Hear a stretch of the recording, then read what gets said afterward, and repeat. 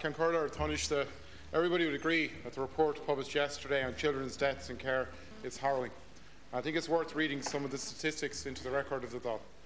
It gives details of 196 children who died over the period of 2000 to 2010, both of natural and unnatural causes. The children in the report include children who were in the care of the state at the time of their death, young adults who were in aftercare, and other children who were not in the care but who were known to the HSE. 84 of the children and young people assessed in this report died of natural causes. 112 of the children and young people in care, aftercare, or not in care but known to the HSE assessed in the report died of unnatural causes. 17 of these children were in care, 27 of the children were in receipt of aftercare, and 68 of these children were not in care but were known to HSE Family Services. 5 of them died in house fires, 4 of accidental drowning, 17 died of road accidents, 16 were unlawfully killed, at least 28 died by suicide. I want to acknowledge the fact that Minister Fitzgerald ensured that this report was published in its entirety without redaction. I want to acknowledge the foresight that our former colleague, former Minister Barry Andrews, showed in commissioning the report. And to both Minister Fitzgerald and former Minister Andrews have showed huge courage in the face of enormous system resistance to ensure this publication. Geoffrey Shannon and Nora Gibbons have done a superb and heroic job in shining a light in a very dark chapter of Irish life.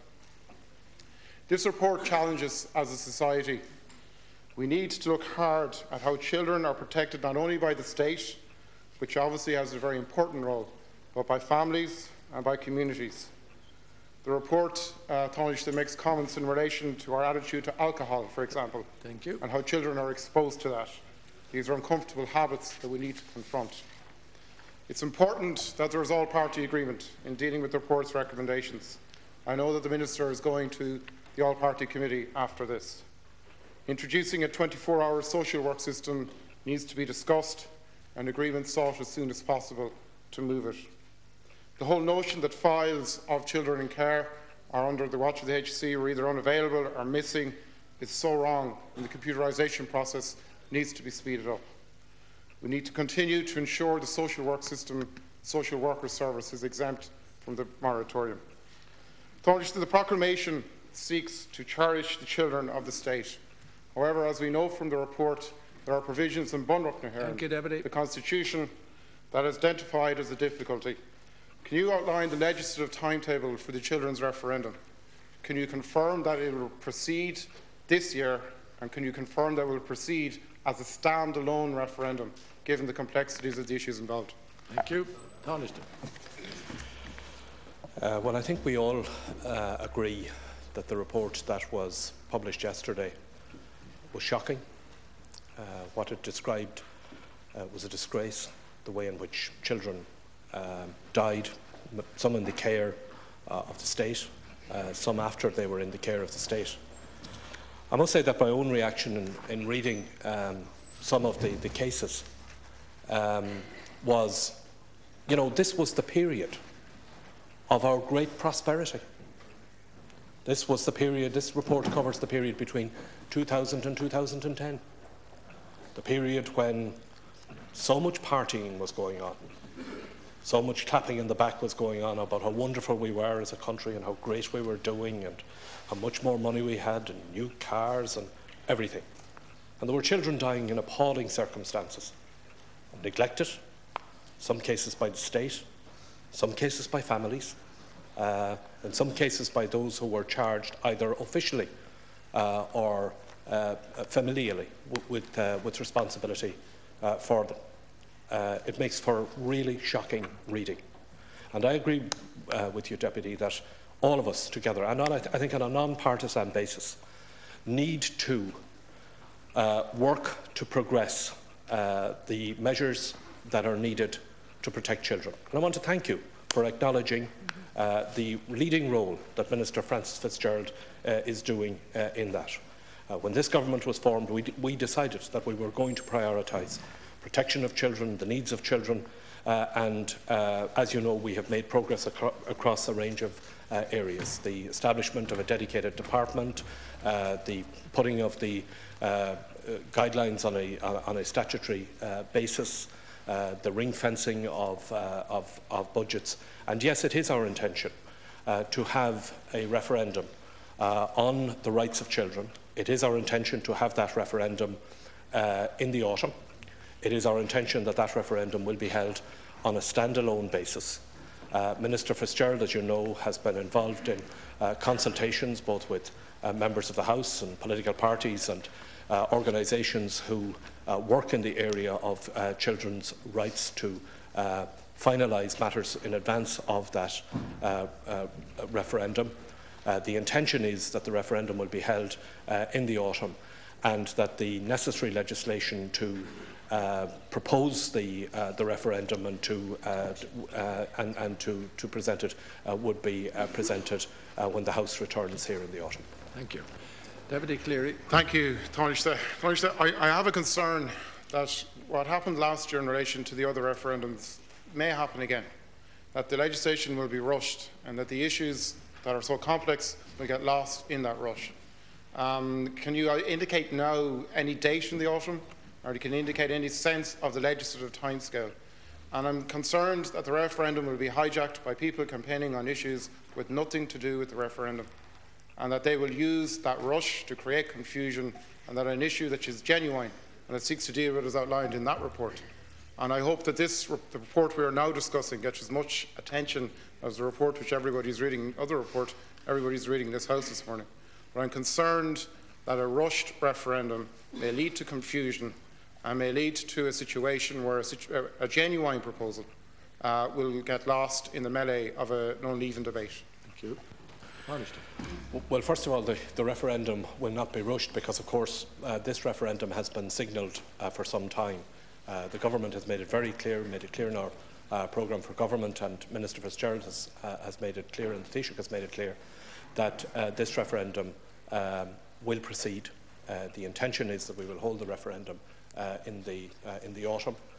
There is, as you know, a timetable which is already set down as to the periods of time that are required from the bringing in of the legislation, the publication of the proposal, and so on. There's a set timetable for that, and that timetable will be complied with. In relation to other issues coming in on this referendum, the government's intention is that this referendum will be held on a standalone basis. I think it is fair to say that we've had some experience of referenda being held where there are a number of issues being put, 2 or 3 proposals being put on the same day, and you know, in the whole melee of what happens, one issue can impact on the other. On this particular issue, because of its importance, it is intended that it will be held on a standalone basis. And I think that in this House we should endeavour to provide unified leadership on this issue. We know from this report that early intervention, one of the things that has been identified in this report, is the necessity for early intervention in many of these cases. And therefore I would encourage that when Minister Fitzgerald brings forward her proposals, that we would endeavour as a House to not to politicise it, not to take partisan positions on it, and I acknowledge that you have offered that, Deputy Cleary, and I thank you for it, but that we should do here what is in the best interests of the children of the country, and ensure that the people of the country have a clear proposal and have the time and space and opportunity to consider it and to debate it and to reflect on it and then to vote on it in a referendum. Thank you. Deputy Osnodic. Gurmagat, Hanish Wallamer, Dúspára, Covrón, Mochovrón, Henrix, Covrón, Mafarty, a Lahala Clown, James Nolan, a four basket Tragodox, a Folan, agus Glacham Lesh, McCocton is a talk show, Leelishin, agus Gagoimid, Susan Sheary, James Hain, but Comalishin Tar, our Smuinte, Dul Leshin Clown, Sanan, Tragodox show. Taoiseach, I want to ask you about the impact of the government cutbacks in relation to the 94,000 people in receipt of rent supplements. Between rent supplement and the rental accommodation scheme and also the leasing arrangements, private landlords are being subsidised by the taxpayer to the tune of well over €500 million. It's €500 million. Taoiseach. This is the wrong approach to housing, yet the government are determined to continue subsidising landlords in this way. and despite the fact that it would be far more cost-effective to invest in the purchase of social housing via NAMA or otherwise. Are you aware, Taoiseach, that less than half the money spent, half of the half a billion euro subsidising private landlords, is in fact spent on social housing that local authorities would control? So surely the logic of that would jump out at you and others in this House who are of a socialist persuasion. But that aside, your government's decision to lower the rent caps and to force individual tenants under the threat of being made homeless into negotiations, and often unwinnable negotiation with landlords, is causing untold misery and upheaval for families across the country. If immediate savings are to be made in the rent supplement scheme, why doesn't the department negotiate directly with landlords to secure reduced levels of rent, as is the proposal in the programme for government for other services which are subsidised for social welfare recipients? My office and offices of other TDs, and I presume offices within your own party's TDs, are dealing with families who are facing having to move out of their homes, move out of their areas, and move their children from one school to another as a result of this heavy-handed approach to negotiation with landlords. Minister, I shouldn't need to tell you, as leader of the Labour Party, that those in receipt of rent supplement are amongst the most vulnerable in Irish society and in the rental sector. They already live in accommodation that is at the bottom of the price scale. So, Taoiseach, where exactly are they supposed to go if their landlords refuse to reduce rents? To the homeless service, as been suggested by some of the community welfare officers, the number sleeping rough in Dublin already and across the country, I presume, has risen. In Dublin, it's risen by 20%. So where are the kids to go to school in September? Because many are now facing the decision to have to move well out of their area. And Minister, or Taoiseach, will the government reconsider this heartless decision and come up with a fair way to find those savings? Will you get your department to negotiate directly with the private landlords and not leave the onerous burden on those vulnerable tenants? Taoiseach.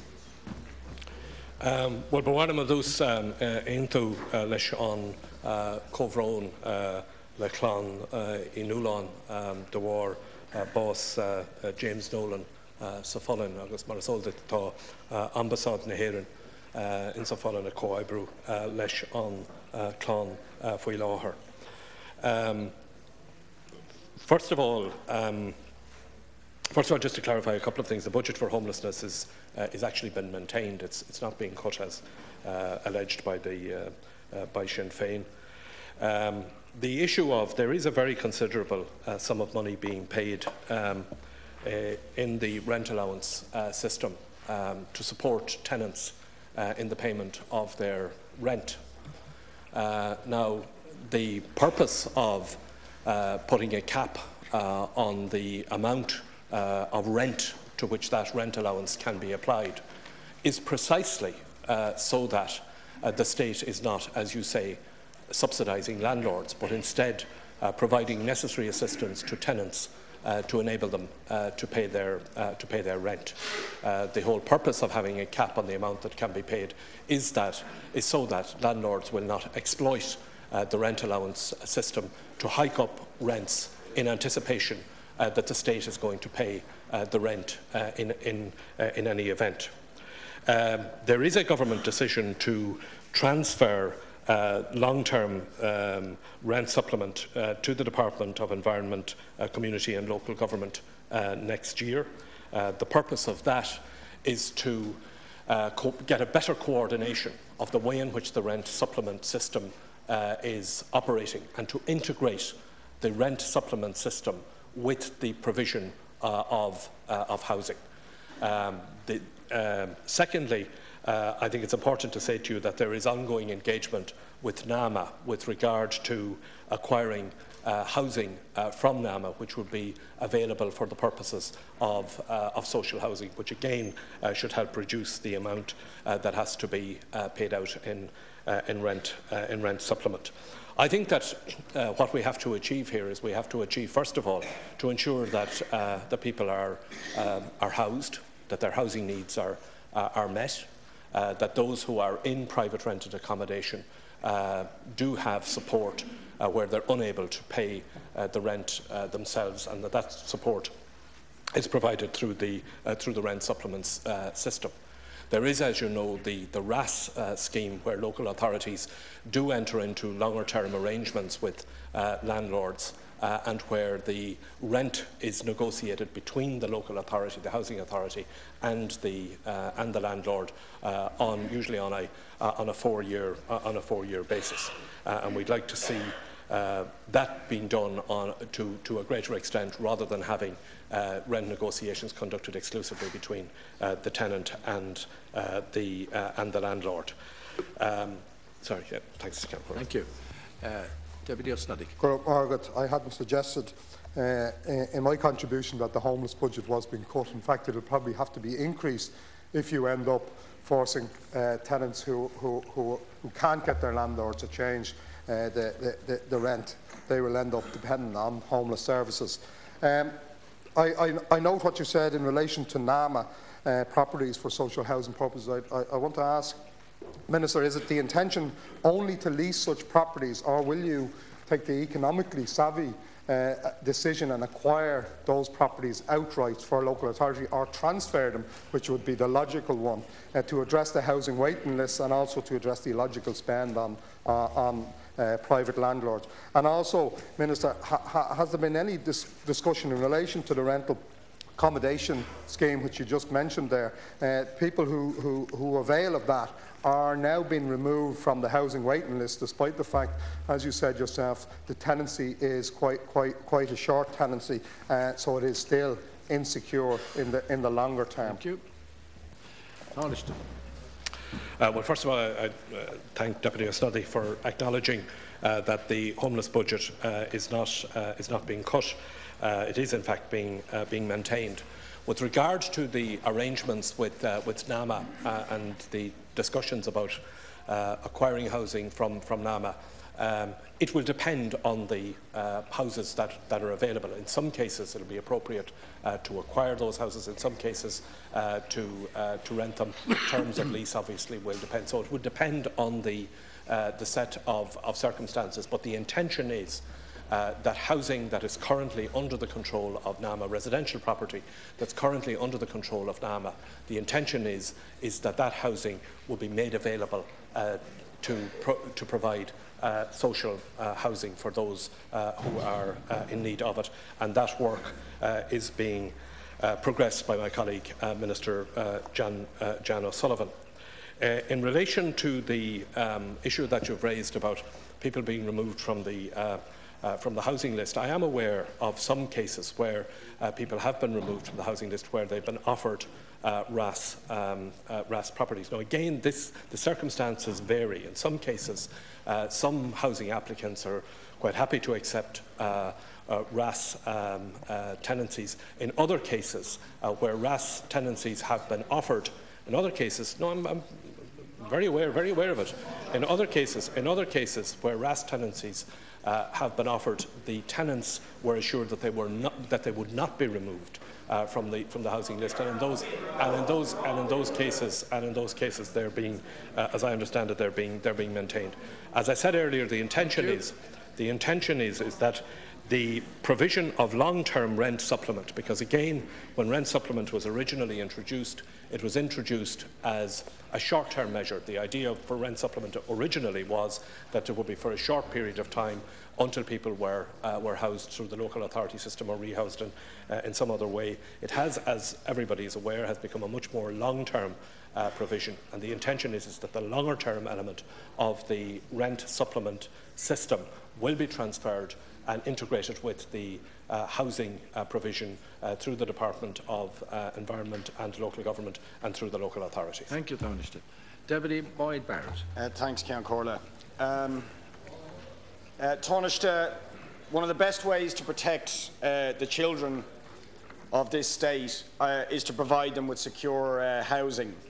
In the gallery today, we have a small sample of some of the 96,000 families who are on the housing waiting list in this state. They are victims of housing cuts and policies imposed by Labour ministers. Leanne Massey, 4 children, recently made homeless because of rent allowance cuts, now separated from 2 of her children, sleeping on a sofa in a 2-bedroom house with her grandmother and her great-grandmother. Mandy O'Brien, Nicola Lepracu, Elizabeth Martin, all recently made homeless as a result of the cuts in the rent allowance caps. Paul Corcoran, 7 years homeless, recently forced back onto the streets. Michelle Murphy, 4 years at number 3 on the medical transfer list. Peter Cleary, now facing homelessness. Taoiseach, isn't it an obscenity that there are 96,000 people on the housing list waiting up to 10 years to be housed, when the census showed that there are 230,000 empty dwellings in this state? Isn't it an absolute outrage that we are paying £500 million a year in supplements to private landlords and developers, when if we provided council housing for those people on the list, we would save the state £500 million a year and probably generate another quarter of a billion a year in rental revenue to the state? Can I ask you, Taoiseach, why is the Labour Party abandoning the policy of direct provision of council housing and effectively privatising the social housing market to the benefit of private developers and greedy speculators, the very people who bankrupted this country? What are you going to do for those people on the housing list and the people in the gallery today, Taoiseach? Thank you. Taoiseach. The Labour Party is not abandoning its commitment to the provision of housing for people who need it. As the Deputy has said, there are 230,000 empty dwellings in the state, and as I said in reply to the earlier question, what the government is doing is working with NAMA to have houses transferred into the public system so that they will be available for people who need them. That makes sense. If there is housing, there's residential property that is not being used, that is tied up in NAMA, it makes sense that we use that property, use those dwellings to make homes available for people who need them. In relation to the payment of rent supplement, yes, there is a very large sum of money being paid in rent supplement. But, you know, it is not a solution, as you seem to be suggesting, that the government stop paying that. Because if we stop paying it, the people who will suffer are the tenants who need to be provided with housing. Yes, we want to reduce it. That is why we have capped the rent elements, the rental levels to which it applies, precisely so that landlords don't exploit the rent supplement system. We do not want a situation where landlords are hiking up rents in the expectation that the state will simply fork out any amount of money that a landlord asks for. We have to have a limit on the upper amount that can be paid. And secondly, we do need to continue to pay that rent supplement so that people who are in private rented accommodation are not being left vulnerable to their landlords, and that they can continue to have secure housing. We are shifting the responsibility for the rent allowance system into the Department of Environment and Local Government. We're integrating it with the provision of housing so that we will have in this country, and this is a reform that has been long overdue, that we will have a joined-up approach to the provision of housing, which joins up the provision of social housing, the assistance that is provided to people who are in private rented accommodation, and the making available of dwellings which are not being used at the moment and which could be used for the provision of housing for people who need it. Thank you. Taoiseach, I have to say that is a very, very unsatisfactory and frankly disingenuous response. The fact of the matter is that you will continue to be subsidising private landlords unless the state directly provides council housing. If we have 230,000 empty dwellings, many of them in the hands of NAMA and state-financed banks, they should be transferred directly into council ownership. That is not what you are doing. That's not what you're doing. What in fact you're doing is going to continue to pay state money to private landlords or banks or whoever the private owners of those assets and properties are, effectively privatising the provision of social housing, please, and creating the conditions for a new slum landlord class and for tenement housing conditions that are reminiscent of the beginning of the 20th century. Isn't it the fact, Could you have a question? that we have people here in the gallery today who are homeless as a direct result of your reducing of the rent caps? Doesn't it prove that your policy is a failure? And what I'm asking you, Taoiseach, is what are you going to do to get those people off the housing list and put them in council houses? Thank you. Either NAMA properties taken into public ownership or through the direct provision of council houses to end the abomination where 96,000 people are on the housing list when we have nearly 250,000 of empty properties in this state. It's an obscenity, Taoiseach. Well, you can't have it. I mean, you can't have it both ways. You can't, on the one hand, say that the cap on rents is resulting in people being made homeless, and on the other hand, say that we shouldn't pay the rent allowance at all. But I mean, that is what you're. But that is in effect. But that is in effect. That is in effect. That is in effect. That is in. That is in effect. Sorry. What we need to do.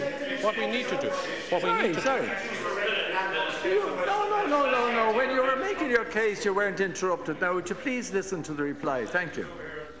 What we need to do, and what we are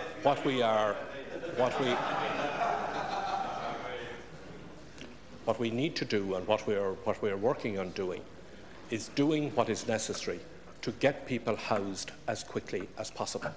Now, what I have said, and what I repeat, is that the Minister for Housing and Planning is working with NAMA to transfer to the state houses that are and dwellings that are currently in NAMA ownership, so that those dwellings will be made available for people who have a housing need. That work is underway, and I hope you support that.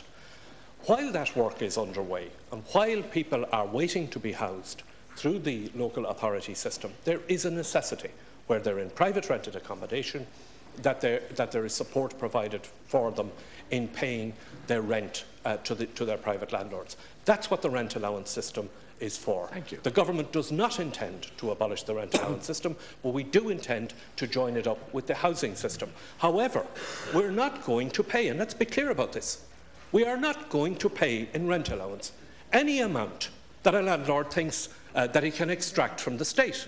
We have a situation here, and let's be blunt about this. There are some landlords who appear to Please. Would you please? Thank you, Taoiseach. There are some landlords who appear to think that they can jack up the rent to any amount that they want to, and that the state, through the rent allowance system, will come along and pay it. And we're not having that. And that is why we are putting a cap on the amount that can be paid through the rent allowance system, and we will continue to work with NAMA to have homes transferred into the public system so that they're made available for people who need them. Thank you, Donald.